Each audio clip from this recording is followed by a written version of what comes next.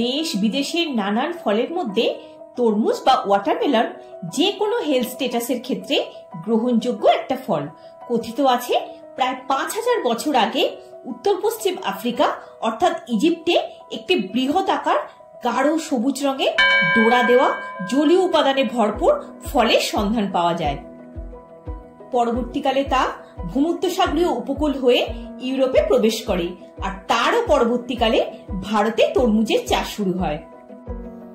নমস্কার বন্ধুরা, আমি সূচনা। আমার চ্যানেল সূচনার দিনলিপি ও রান্নাঘরে আপনাদের সকলকে স্বাগত জানাই। ও ভাই, তরমুজটা মিষ্টি হবে তো? ভেতরটা যেন লাল হয়। হ্যাঁ হ্যাঁ দিদি, হবে। নিয়ে যান না, তারপর বলবেন কোন। একটা বড় গাঢ় সবুজ দেখে তরমুজ বাড়িতে আনার পর যেই না কেটে খেতে যাবেন, ভিতরে দেখে মনে হলো চোখে তরমুজ কাহারে কয়, সে কি এমনই দেখিতে হয়? না রং না স্বাদ, অগত্যা টাকাটা পুরো জলে। না না, জলে নয়, পেটেই যাবে। বানিয়ে নিন দুর্দান্ত স্বাদের অভিনব এই চাটনি, নিশ্চিতভাবে সকলের ভালো লাগবে। তরমুজটাকে খোসা ছাড়িয়ে দানাগুলো বাদ দিয়ে ছোট ছোট করে অর্থাৎ ডুমো ডুমো করে কেটে নিচ্ছি। তরমুজের শ্বাস কিছুটা টুকরো করে নিয়েছি আর পেছনের মোটা অংশটাও নিয়েছি। এইভাবে তরমুজটা কেটে নিলাম। সাইজটা এইরকম রাখলে ভালো হবে। গ্যাসের ফ্লেমটা অন করে একটা কড়া বসিয়ে দিলাম। অল্প পরিমাণে সাদা তেল দিয়ে দিলাম। তেলটা একটু গরম হলে 1/4 চা চামচ 5 ফোড়ন আর 1/4 চা চামচ মৌরি দিয়ে দিলাম। মশলাটা একটু ভাজা ভাজা করে নিচ্ছি। একটু নুন দিয়ে তরমুজের টুকরোগুলো দিয়ে দিলাম। এবার স্প্যাচুলা দিয়ে গ্যাসের ফ্লেমটা মিডিয়াম টু হাইতে রেখে নাড়াচাড়া করে নেব। 1 পিঞ্চ হলুদ দিয়ে দিলাম। দেখুন, একটা হালকা তরমুজের উপরে গ্লেজ চলে আসছে। এবার দিয়ে দিলাম পরিমাণ মতো চিনি। তরমুজটা চিনির সাথে ভালো করে মিক্স করে নিলাম।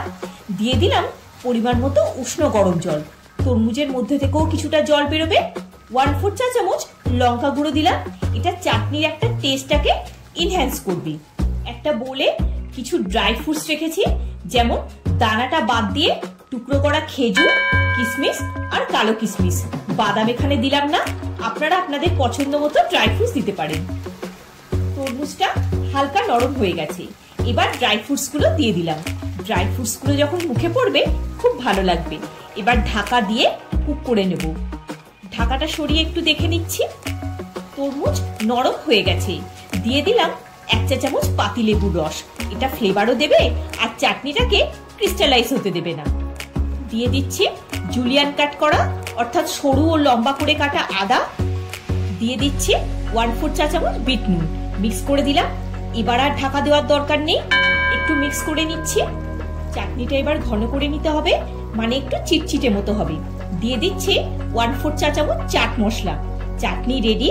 1 মিনিট স্ট্যান্ডিং টাইম দিয়ে সার্ভ করে দিচ্ছি। উপর থেকে আরো একটু আদা কুচি দিয়ে গার্নিশ করে দিলাম। কি তাহলে আপনারা বানাচ্ছেন তো তরমুজের চাটনি? তরমুজ ভিতরে সাদা হলে ফেলে দেবেন না, তাহলে তো বানাবেনই। এছাড়া লাল তরমুজ দিয়েও ট্রাই করতে পারি। এই চাটনি মুখে লেগে থাকবে।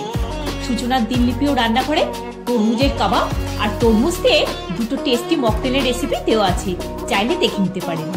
ভিডিওটা যদি ভালো লেগে থাকে একটা লাইক দিয়ে চ্যানেলটা সাবস্ক্রাইব করে পাশে থাকার অনুরোধ রইল। সবাই খুব ভালো থাকবেন, সুস্থ থাকবেন। দেখা হচ্ছে পরের একটি পর্বে। ধন্যবাদ।